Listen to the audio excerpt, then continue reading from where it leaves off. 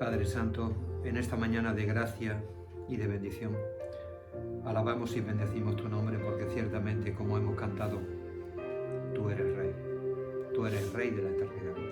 Tú eres, oh Dios, Rey de reyes y Señor de señores. Todas nuestras vidas están en tus manos y en tus manos están bien para tu gloria y para nuestra bendición. También este momento está en tus manos, el momento de abrir tu palabra, de exponerla, de meditar en ella. Pedimos que sea bajo la dirección y el poder y la iluminación de tu Santo Espíritu, para que seamos edificados, bendecidos y podamos vivir aquello que aprendemos. En el nombre de Jesús, amén, amén y amén. Amén. Bueno, vamos a leer en esta mañana un pequeño texto. Solo son 2 versículos, pero son 2 versículos importantes y 2 versículos de actualidad ahora, en este momento, aunque tal vez no lo parezca.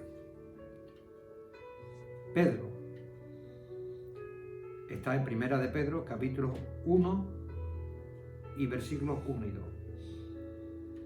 Pedro, apóstol de Jesucristo, a los expatriados de la dispersión en el Ponto, Galacia, Capadocia, Asia y Bitinia, elegidos según la presciencia de Dios Padre, en santificación del Espíritu, para obedecer y ser rociados con la sangre de Jesucristo. Gracia y paz os sean multiplicadas. Bueno, elegí este texto porque hay un paralelismo bastante fuerte entre la situación que nosotros estamos viviendo a día de hoy en España y, si me apuráis, en el mundo, con la situación que vivían los cristianos cuando Pedro escribió esta carta. Los cristianos, cuando Pedro escribió esta carta, estaban siendo perseguidos a lo largo del mundo conocido. Ellos creían en el Señor, ellos habían seguido al Señor, y seguir al Señor implicaba cara y cruz, implicaba bendición e implicaba sufrimiento. Hoy vemos que en este mundo, cada día, las cosas se están poniendo peores, no solo por el hecho de que la vida en el mundo no sea fácil, sino por el hecho de que parece que está habiendo una especie de conspiración, entre comillas, diabólica, mundial, Illuminati, oscura, lo que queráis, contra el Señor, contra la Iglesia y contra el Evangelio. Los creyentes hoy día están sufriendo una persecución que va en intensidad. En algunos países donde los islamistas están, a los creyentes los matan. En otros países donde antes era la Iglesia cristiana la imperante, a día de hoy a los cristianos no los matan, pero sí les están coartando continuamente las libertades. Pedro escribió esta carta a una iglesia perseguida. Y la iglesia de hoy está empezando a ser perseguida y va en camino de serlo más. A veces nuestros problemas personales nos impiden ver el propósito de Dios en todo eso que está ocurriendo a lo largo y ancho del mundo y que está también afectando nuestras vidas. Pedro escribe aquí a la dispersión. Los que estaban dispersos. Los que estaban dispersos eran los expatriados. Eran gente que vivía en una tierra y en medio de una cultura que no era la suya, en la que vivían en medio de un montón de limitaciones y, sobre todo, con la tremenda cruz de que no podían ser ellos mismos plenamente. El creyente en el mundo se encuentra siempre limitado. Una persona que viene a una tierra que no conoce, no sabe no solo cómo viajar, muchas veces a lo mejor no sabe cómo adaptarse a la sociedad, muchas veces no sabe cómo buscarse la vida. ¿Por qué? Porque no está en su mundo. Nosotros los creyentes muchas veces no estamos a gusto en este mundo. Empiezas a ver esto que te desagrada, empiezas a ver aquello que te desagrada, empiezas a ver lo otro que te desagrada, empiezas a ver lo otro que te desagrada y dices, pero bueno, ¿y esto por qué? Sencillamente porque no somos de este mundo. Esta no es nuestra nación. Esto no es nuestro destino final. Esto es simplemente una parte de nuestra trayectoria. En el fondo, el objetivo final, el fin del viaje, es estar con el Señor. Es bueno que muchas veces pensemos y nos acordemos que aunque esta vida parece que es todo lo que tenemos, en el fondo no es otra cosa que la puerta de entrada a la bendición eterna de amor, de gracia, de paz, de salvación que vamos a tener el día de mañana. A veces los árboles no nos dejan ver el bosque y los problemas del día a día nos quitan la perspectiva de la eternidad. Nosotros somos expatriados. Nosotros ya no pertenecemos a este mundo aunque estemos en él. Y nosotros somos expatriados y no pertenecemos a este mundo aunque estemos en él porque, como dice aquí el versículo 2, hemos sido elegidos. Elegidos. Si algo caracteriza tu vida y la mía es que fuimos elegidos. Elegidos en amor, elegidos en misericordia. Pero en el amor y en la misericordia de Dios. Nosotros no fuimos elegidos porque fuéramos mejores que los que están fuera. Ni porque Dios previera que íbamos a ser mejores o menos malos que los que están fuera. Ni porque fuimos más inteligentes y vimos que lógicamente el Evangelio tiene su sentido, tiene su lógica, que va mucho más allá que la lógica del mundo. No. Nosotros fuimos elegidos sencillamente porque Dios quiso. No es casualidad que nosotros seamos cristianos. No es casualidad que creamos en el nombre de Jesús. Ni siquiera fue inclinación nuestra, porque la Biblia dice que los hijos de Dios no son engendrados de sangre, ni de carne, ni de voluntad de varón. O sea, no hemos nosotros querido creer. Fue el Señor Jesús el que nos eligió. La realidad de lo que hoy somos, salvados por gracia, es sencillamente la elección de Dios. Aquí dice que fuimos elegidos según la presciencia de Dios.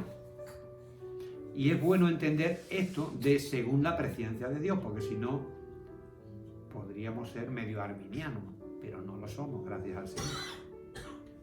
La presciencia de Dios suele definirse como el previo conocimiento de Dios. O sea, es cierto que Dios tiene el previo conocimiento de todo cuanto sucede. Igual que tiene el conocimiento de todo cuanto ha sucedido, e igual que tiene el conocimiento de todo cuanto sucederá. Dios tiene ese conocimiento porque Dios es omnisciente. Pero el previo conocimiento de Dios, la presciencia de Dios, no está hablando simplemente de conocimiento anterior. Lo que está hablando es de una inclinación especial por parte de Dios hacia esa persona que es objeto de su presciencia. O sea, Dios tiene presciencia. Y cuando tiene presciencia, lo que te está diciendo es que Dios no simplemente tiene conocimiento por la persona, sino que tiene predilección especial por la persona. Se podría comparar a cuando un hombre o una mujer resulta que sí, que tienen conocimiento de mucha gente, ¿vale? Pero solo están enamorados de uno. Solo están enamorados de uno. Y solo miran hacia uno y solo han hecho del centro de su vida esa persona. No es que Dios haya hecho el centro de su vida a cada uno de nosotros. No, no. Es que Dios te mira a ti como si fuera la única persona en este mundo, como, o mejor dicho, como cuando tú tienes un único hijo. O sea, tu hijo es lo principal. Y tú lo miras de esa manera exclusiva. Dios te está mirando a ti con un amor exclusivo. Eso no quita que a los demás también los está amando. Exactamente de la misma manera. Pero la presciencia de Dios no es simplemente conocimiento. Elegido según la presciencia de Dios no significa que es que Dios sabía que tú te ibas a convertir, y como Dios sabía que tú te ibas a convertir, pues entonces Él te predestinó para salvación. No. La Biblia no dice eso en ningún momento. Porque lo que Dios hace no está motivado por la actitud del hombre, y no está motivado por los hechos del hombre, y no se fundamenta en lo que el hombre quiera siquiera, no ya en lo que haga, sino ni siquiera en lo que quiera. Lo que Dios hace se basa en su santa, perfecta y bendita voluntad. Elegido según la presciencia de Dios quiere decir que Dios te ha elegido porque Dios te amó de una manera especial desde antes de la fundación del mundo. Y esa elección de Dios es lo que cambió tu vida. Y esa elección de Dios es la elección del Padre. ¿Cómo el Padre llevó a cabo esa salvación? Que buscaba la elección. Sabemos que Dios es un Dios trino y uno. Cuando Dios obra en conjunto y Dios obra en común. El Padre te eligió con su presciencia, con su amor, con inclinación especial hacia ti. Pero quien vino a tu vida para hacer realidad el hecho de que nacieras de nuevo, el hecho de que tú pudieras creer de corazón, el hecho de que tú pudieras tener una fe auténtica y salvadora, que es la que realmente salva, fue el Espíritu. Fíjate lo que dice: elegido según la presciencia de Dios Padre, en la santificación del Espíritu. Nadie se convierte porque el predicador fue buenísimo. Nadie se convierte porque el que le dio testimonio fue muy convincente. Esos solo son instrumentos que Dios usa. Todos se convierten porque el Espíritu obra en su vida. Porque el Espíritu resucita muertos. Y lo mismo que resucitó a los muertos cuando la visión de Ezequiel, estaban aquellos huesos secos, muertos y sin vida, y volvieron a ser formados, y Dios hizo entrar espíritu y aliento en ellos, de esa misma manera se convierte una persona al Señor. La gente antes de convertirse está espiritualmente muerta, pero es el Espíritu el que viene a su vida. Es el Espíritu el que le santifica, el que le aparta para qué, le aparta para la obra de la regeneración. Es el Espíritu el que obra en esa persona. Es el Espíritu el que hace que esa persona tenga fe, es el Espíritu el que hace que esa persona pronuncie con sus labios la confesión de que Jesucristo es su Señor. Los creyentes somos expatriados. Esto es solo una etapa. Hemos sido elegidos por el amor especial y personal de Dios por cada uno de nosotros para estar con Él. Y eso comenzó en tu vida y en la mía cuando el Espíritu de Dios vino a tu vida y te convirtió en santificación del Espíritu. Y como todo tiene un propósito en la obra de Dios, pues resulta que la santificación que el Espíritu ha producido en nosotros tiene un propósito. El propósito es obedecer y ser rociados con la sangre de Jesucristo. ¿Sabéis por qué las personas se salvan? ¿Y por qué otras se condenan? Porque hay algunas que obedecen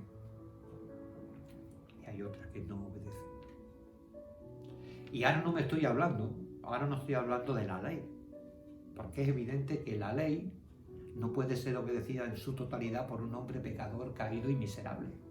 Y en el momento que pecas en una ocasión o en un punto, estás pecando en todo lo demás. La gente se pierde por eso. La gente se pierde por eso. Pero se me ha ido un poco el hilo. Había preguntado yo que sabéis por qué la gente... Por la obediencia. Sí. ¿Por qué la gente se pierde o se salva? Por la obediencia. ¿Qué es lo único en lo que un hombre puede ser realmente obediente a Dios? ¿Qué es lo único? ¿Sabéis lo único en lo que un hombre puede ser realmente obediente a Dios? En la confesión de su necesidad, en la confesión de su pecado, en la confesión de que Jesucristo es el Señor y el Cordero que Dios ha provisto, y en la fe en su nombre. Cuando aquí está diciendo de que hemos sido elegidos según la presencia de Dios Padre, hemos sido santificados por el Espíritu para obedecer, no está diciendo que tú seas ahora capaz de cumplir la ley al 100%, sino capaz de cumplir el único requisito que Dios pide para que tú te puedas salvar. ¿Cuál es el requisito que Dios pide para que tú te puedas salvar? Confesar, reconocer, creer que tú eres pecador, que tú no puedes salvarte por ti mismo, que Dios ha provisto un cordero y que ese cordero es el que te da el perdón de tu pecado y el que te da acceso a la adopción de hijo en Cristo Jesús y la salvación. Elegidos para obedecer. La única obediencia que un hombre puede cumplir bien es esa. Hay mucha gente que está haciendo lo que, entre comillas, Dios quiere. Y a veces lo están haciendo simplemente por orgullo, por vanagloria, por quedar bien, por cualquier otra historia, por conseguir algo. Pero la obediencia de la que aquí se habla, que agrada a Dios, es el hecho de que el hombre confiese y reconozca que no puede salvarse, que toda la salvación, toda la obra de la salvación, desde el principio hasta el fin, depende de Dios y solamente de Dios. Cuando el hombre confiesa eso es cuando es rociado con la sangre de Jesucristo.